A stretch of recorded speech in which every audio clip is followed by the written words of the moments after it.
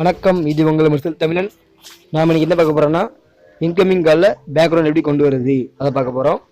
எக்ஸாம்பிளுக்கு ஒரு கால் வருது பாருங்கள், அதில் பேக்ரவுண்ட் எப்படி இருக்குன்னு பாருங்கள்.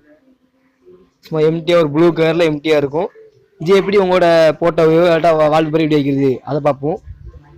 இதுக்கு முன்னாடி நீங்கள் என்ன பண்ணணும்னா, மெர்சல் தமிழை சப்ஸ்கிரைப் பண்ணிக்கோங்க. கூடவே இருக்கிற நோட்டிஃபிகேஷன் பில்லையும் கிளிக் பண்ணிக்கோங்க. அது மூலமாக நாங்கள் அப்லோட் பண்ணுற வீடியோஸ் உங்களுக்கு ஆட்டோமேட்டிக்காக நோட்டிஃபிகேஷனில் காமிக்கும். இப்போ செட்டிங்ஸை வைக்கோங்க.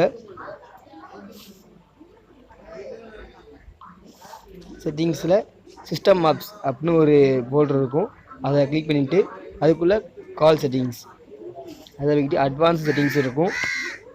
நீங்கள் அதை போனே உங்களுக்கு டைல் பை டச் டோன்ஸ் நிறைய காமிக்கும். இன்கமிங் கால் பேக்ரவுண்ட் ஒன்று இருக்கும், அது பேக்ரவுண்டில் நீங்கள் லாக் ஸ்க்ரீன் வால்பேப்பர் கொடுத்துக்கோங்க. இது மூலமாக நீங்கள் அடுத்து யார் கால் பண்ணால் உங்களுக்கு அந்த வால்பேப்பர் இருக்க இமேஜ் வந்து ஆட்டோமேட்டிக்காக உங்களுக்கு வந்துடும். இப்போ திரும்பவும் ஒரு கால் பண்ணுறாங்க பாருங்கள் எப்படி இருக்குன்ட்டு. இது மூலமாக அவங்க வால்பேப்பர் என்ன இமேஜ் இருந்தாலும் ஆட்டோமேட்டிக்காக அதுக்கு கால் பண்ணும்போது டெஸ்க்டாப்பில் காமிக்க ஆரம்பிச்சிடும். இப்போது நான் பேக்ரவுண்ட் என்ன இமேஜ் இருக்கேன் பாருங்கள், அந்த வால்பேப்பர் இமேஜ் அப்படியே கால் லாக் பண்ணும்போது வரும். இந்த வீடியோ பார்க்குறதுக்கு முன்னால் நீங்கள் மெர்சல் தமிழை சப்ஸ்கிரைப் பண்ணலாம், சப்ஸ்கிரைப் பண்ணிக்கோங்க. கூடவே இருக்க நோட்டிஃபிகேஷன் பில்லையும் கிளிக் பண்ணிக்கோங்க. இது மூலமாக நாங்கள் அப்லோட் பண்ணுற வீடியோஸ் உங்களுக்கு ஆட்டோமேட்டிக்காக நோட்டிஃபிகேஷன் காமிக்கும்.